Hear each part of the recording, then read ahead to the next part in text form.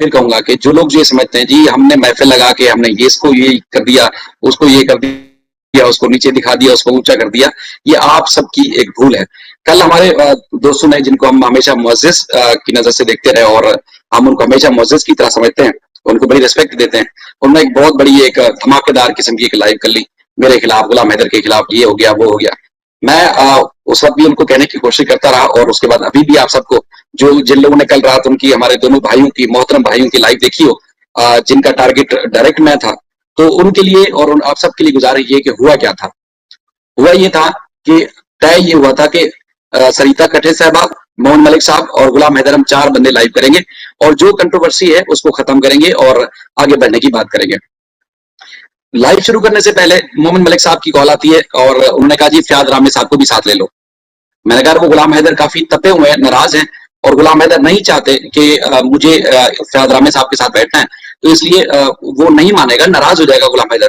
तो मैंने कहा मैं समझा लूंगा, तुम लिंक भेज देना गुलाम हैदर को। मोहम्मद मलिक साहब ने मुझे कहा, मैंने जो है वो लिंक गुलाम हैदर को भेज दिया, सॉरी रामे साहब को भेज दिया और रामे साहब को लिंक भेजने के बाद कुछ देर के बाद फिर गुलाम हैदर आके जुड़े। ऑफ द रिकॉर्ड जब हम बात कर रहे थे मोहम्मद मलिक साहब और गुलाम हैदर, तो उस दौरान मेरा ये था, मैं अभी भी पूरी ईमानदारी से कह सकता हूँ कि मेरा ये था कि मैं गुलाम हैदर को बताऊंगा नहीं कि रामे साहब आ रहे हैं, लेकिन मैं उनको ऐड कर लूंगा और वो अपनी जो बात होगी रामे साहब रख सकेंगे रामे साहब के बारे में, क्योंकि खुद मोहम्मद मलिक साहब ने कहा कि वो गुलाम हैदर से माफी मांगना चाहते हैं और वो आगे बढ़ना चाहते हैं। तो इसलिए सारी इधर की इंडिया से अगर कंट्रोवर्सी खत्म हो रही है, पाकिस्तान में जो कंट्रोवर्सी इस मामले में पैदा हो रही है, तो उसको भी आप लोग खत्म कर लें। तो मेरा यही था कि अगर गुलाम हैदर आ जाएंगे तो जब फ्रेम में बैठ गए, स्क्रीन में बैठ जाएंगे, लाइव शुरू हो जाएगी, उस दौरान अगर रामे साहब आ जाएंगे तो मेरे ख्याल में गुलाम हैदर भी नाराज नहीं होंगे, लेकिन ये चल पड़ेगा। लेकिन जब लाइव स्टार्ट करने से पहले हम तीनों जुड़ गए, सरिता साहबा उस वक्त नहीं आई थी, तो मोहम्मद मलिक साहब ने बातों बातों में बोल दिया कि शायद तुमने लिंक भेज दिया रामे साहब को। तो मैंने कहा लिंक भेज दिया। ये बात गुलाम हैदर ने सुन ली और गुलाम हैदर ने कहा कि देखिए मोहम्मद मलिक साहब मुझसे कुछ भी करा ले, लेकिन मैं रामे साहब के साथ नहीं बैठूंगा, मैं कुछ भी हो जाए मैं उनसे बात नहीं करूंगा, मैं जा रहा हूँ वापस, मैं बिल्कुल नहीं जो है वो इस लाइव में बैठने वाला। अच्छा, जब गुलाम हैदर ज्यादा गुस्से हुए, ऑफ द रिकॉर्ड जब हम ये सारी बात कर रहे थे, गुलाम हैदर जब ज्यादा गुस्से हुए तो उसके बाद सूरत हाल ये बनी कि मोहम्मद मलिक साहब ने कहा कि चलो ठीक है, जो रामे साहब को आपने लिंक भेजा हुआ है वो लिंक आप ड्रॉप कर दो, डिलीट कर दो और उसके बाद फिर हम लाइव हम तीनों करते हैं, रामे साहब को छोड़ दो। अच्छा, ये मैंने जो मैसेज किया था ना, तो पब्लिकली हमने क्यों अनाउंस किया था कि रामे साहब को बुला के हमने उनको इंसल्ट किया, उनको वापस हमने धकेल दिया, ऐसी कोई बात नहीं थी, पर्सनल बात थी, मैंने पर्सनल उनको मैसेज किया, मैसेज मैंने डिलीट कर दिया, तो मेरे ख्याल में कोई शिकवा वाली बात बनती भी नहीं थी। चले अगर उनको लगा कि जी उनकी इंसल्ट हुई है, तो एक जो रिश्ता है, एक ताल्लुक है फैसल शेख साहब से या रामे साहब से, तो मुझसे जरूर पूछ लेते कि शायद ये हुआ क्या था। तो मैं आप सब जो लोग देख रहे हैं, यहाँ की लाइव देखते हैं या बात सुनते हैं, वहां की देखते हैं, किसी की भी देखते हैं, तो आप सबको भी इतना तो कम से कम अंदाजा हो जाना चाहिए कि कौन किस हद तक गिर सकता है, कौन किस हद तक निचली हरकत कर सकता है। लेकिन ये सारा सीन देखने के बाद उसमें उसको नई एक रुख दिया गया और उसके बाद फिर आज जो सिचुएशन मजीद पैदा हुई वो ये खड़ी हो गई कि उनकी इस नादानिस्ता तौर पर या जानबूझ के उन्होंने जो भी किया, रामे साहब ने या फैसल भाई ने, वो उनकी मर्जी, लेकिन उसका जवाब फिर वो सुनना पड़ गया उनको मजीद। तो इसलिए हम तो इन चीजों से पहले भी बचना चाहते थे और अब भी हमारी ये कोशिश है कि आप हमारे लिए काबिल एहतराम है। अगर आप ये बोलते हैं जी हमें धोना भी आता है और सुखाना भी आता है, तो धोना और सुखाना सबको आता है, लेकिन अंदाज अपना अपना होता है। अगर आप ये समझते हैं कि आप जो है हम जैसा प्रोफेशनल और हम जैसा हमारे को असर रसूख वाला रख रखो वाला आदमी नहीं है, तो दूसरा कोई हकीर नहीं है। मैं रात में कमेंट्स में भी उनसे कह रहा था कि जिसमें कहते हैं 6 बंदों को साथ बिठा लेते भाई, वो फिर आपसे ज्यादा बेहतर साबित हुए। वो लोग जिन लोगों के बारे में आप कह रहे हैं वो आपसे ज्यादा बेहतर साबित हुए, वो टच से मस नहीं हुए, वो आपसे ज्यादा मुहब्बे वतन साबित हुए, वो आपसे ज्यादा इस्लाम पसंद साबित हुए, वो आपसे ज्यादा रख रखो इज्जत एहतराम वाले साबित हुए, जो जिनको आपने नीचा दिखाने की कोशिश की। तो इसलिए चाहे वकास साहब हो, चाहे अम्बार साहब हो, चाहे शहरयार हो, या उसके बाद फिर और हमारे जितने अमीन विकी भाई हो, कोई भी वो हमारे साथ जुड़ते हैं, हम हमारे लिए काबिल एहतराम है। आप भी इसी तरह काबिल एहतराम थे और मेरी ख्वाहिश है कि ये बात देखने के बाद भी आप काबिल एहतराम रहेंगे और हमेशा आपकी इज्जत की है और करते रहेंगे। जो बात थी, मैं कल भी मेरी ख्वाहिश थी कि मैं हालांकि 12 बजे के करीब सो जाता हूँ, लेकिन मेरी ख्वाहिश थी, मुझे लोगों ने मैसेज करना शुरू कर दिया कि जी देखिए लाइव कर रहे हैं, तो मैंने उनको एहसास दिलाने की कोशिश की कि जो बात करें वो गलत करें, लेकिन उनको लगा कि वो ठीक बात कर रहे हैं। तो चले जी, आपकी मर्जी है, आप शायद ज्यादा बड़े जर्फ वाले हैं, आप इस तरह की बात कर सकते हैं, लेकिन हम गिरी हुई हरकत नहीं कर सकते। ये हमारा जर्फ है। आपकी लाइफ आपके साथ, हमारी लाइफ हमारे साथ, लेकिन हम किसी मजीद कंट्रोवर्सी में नहीं चलेंगे।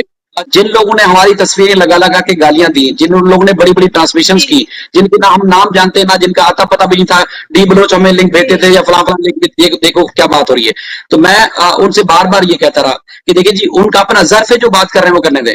अगर किसी ने भी, मैंने भी, अगर किसी ने भी जवाब दिया तो भाई उसका भी उतना ही हक बनता है जितना आपका हक बनता है।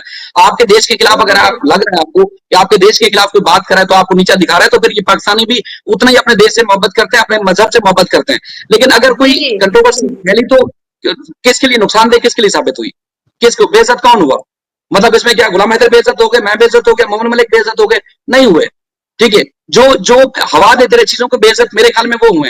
लेकिन हम चाहते हैं कि देखिए, अगर जब तक गुलाम हैदर के बच्चे वापस नहीं मिलते तो इस तरह मिलजुल के अगर बिल्कुल किसी की बिल्कुल बात बुरी बिल्कुल लग रही है तो उसको आप रफा दफा करें बिल्कुल और आगे बढ़ते जाएं। बिल्कुल ठीक है, बाकी जैसे हैदर बिल्कुल भाई बिल्कुल। ने माजरत की, और हैदर भाई का उल्टा बड़ा बने। देखिए, दुनिया को माफी लेकिन हैदर भाई से मांगनी चाहिए इस वक्त भी, लेकिन बेचारे उसने बिल्कुल। बैठ के माफी मांगी, मैं माफी मांगता हूँ, मैं बड़ी बहन मानता हूँ।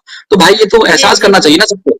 उसके बाद फिर ये नहीं ईगो वाली बात, उसके बाद याकड़ वाली बात, हमने नीचा दिखा दिया, हमने नाक रगड़ा दी, ये फिर बात फजूल है, फिर आपको कमजोर साबित कर रही है ये सारी बातें, अगर ये लोग बात कर रहे हैं। बिल्कुल मैंने किसी से बिल्कुल। नहीं ये सुना। देखिए वो तो बेचारे देखो वो तो मजबूर हैं, अभी वो ना चाह के भी सबको उनको बोलना पड़ेगा। मजबूरी में कहते हैं ना, मजबूरी जो सब कुछ कराती है और कुछ नहीं है, मजबूरी ही करा रही है और कुछ नहीं है। कहीं ना कहीं मैं लेकिन तो ये कहती हूँ ना, हर देखो गलती किसी से भी होती है, किसी से भी हो जाती है गलती। तो अपनी गलती को, मैं कहूँ जी मैं गलतियां नहीं करती, मैं गलत हूँ, मैं अपनी गलतियों को हमें महसूस करनी चाहिए, उनको समझना चाहिए, कहीं हमने गलती की होगी हमें उसको समझना चाहिए, शांत मन से सोचना चाहिए हमको जो है। ऐसे नहीं कि दूसरे पे हावी जी, हो जाए बिल्कुल जो है। अरशद भाई नमस्ते भैया। नमस्ते। मेरी तो यही है। और हैदर भाई से मैं तो एक दफा फिर यहाँ पे कहना चाहूंगा कि हैदर भाई, मेरी वजह से अगर आपको कोई दिल आजारी हुई हो, दुख हुआ तो भाई मैं माजरत करता हूँ, अपने भाई से माफी मांगता हूँ, क्योंकि मेरा मन बहुत साफ है, सुथरा है। वहां जुबान मेरी थोड़ी सी वो सख्त जरूर है, वरना मैं तो कभी किसी लिए बुरा नहीं सोच सकता। देखिए, जी आज तक गुलाम हैदर अगर किसी के चैनल्स पे नहीं जाता ना, सबसे बड़ी वजह ये है कि वो किसी के चैनल पे इसलिए नहीं जाता कि 10 लोग और फोन करेंगे कि जी उसके चैनल पे जा रहा है, उस पे हमारे चैनल पे क्यों नहीं आ रहा। तो इसलिए सबसे पहला उसने जो काम किया कि मैं मुझे किसी के पास जाना ही नहीं है, क्योंकि वहां पर भी बिठा के अगर मैं वो किसी कहानियां सुनाऊं जिससे उसको तकलीफ होती है, तो फिर उस फ्रेम में जाके बैठने का उसका क्या फायदा। एक तो पहली बात ये। दूसरी बात ये कि जिन लोगों को ये मसला रहता है जी गुलाम हैदर हमें पहचानता नहीं, हम तो 1 1 2 साल से बात कर रहे हैं, तो भाई ठीक है, आपकी मेहरबानी। लेकिन आप हैदर आपको पहचाने, क्या ये जरूरी है? क्या उसमें लिख दिया गया है कि हैदर आपको पहचानेगा तो आप जो है वो आपकी रिस्पेक्ट होगी, वरना नहीं होगी। अगर आप अच्छे से अगर उसके लिए आवाज बुलंद करें तो यकीनन आपकी रिस्पेक्ट है। तो इस तरह आप उसकी अगर ये कमजोरी है तो उसको फिर आप मजीद आप डिग्रेड तो ना करें ना, कि अगर उसको कोई चीज याद नहीं रहती, अगर उसको नाम याद नहीं रहते या कुछ है, तो इस तरह हमें तो थोड़ा सा नजरअंदाज करना चाहिए ना कि यार उसकी बेचारे की कितनी मजबूरी होगी या क्या मुश्किल काम होगा जिसको इतना कुछ सहना पड़ रहा है। शाहिद भाई, मेरी तरफ से लास्ट पैगाम यह है तमाम देखने वालों को, और स्पेशली उन हिंदुस्तान की बहनों का, उन माओं का जो लोग इंसानियत के लिए आवाज उठाते हैं, बार बार इंसानियत का नाम लेते हैं, और उनका मैं तहे दिल से शुक्रिया अदा करता हूँ। आप लोगों की काविशें हैं जो हैदर भाई का ये जो अभी तक ये केस है जिंदा है। मैं तो ये समझता हूँ इंसानियत में देखिए बड़ी ताकत होती है, एकता में बड़ी ताकत होती है। आप लोग मिलजुल के इसी तरह एफर्ट करते रहें। पाकिस्तान के खास तौर पे उन लोगों का जो जिस तरह शाहिद भाई हैं, या जो इकरा हमारी सिस्टर हैं, और स्पेशली तौर पे जो हमारे अंसार बरनी जी हैं, उनका भी हम शुक्रिया अदा करते हैं कि उन्होंने कम से कम ये मोमिन मलिक जी जो है हायर किए, और मोमिन मलिक जी अपने इंसानियत को लेकर चल रहे हैं, उनके लिए एफर्ट कर रहे हैं। तो इंशाल्लाह कामयाबी बहुत नजदीक है। हिम्मत मत हारिएगा।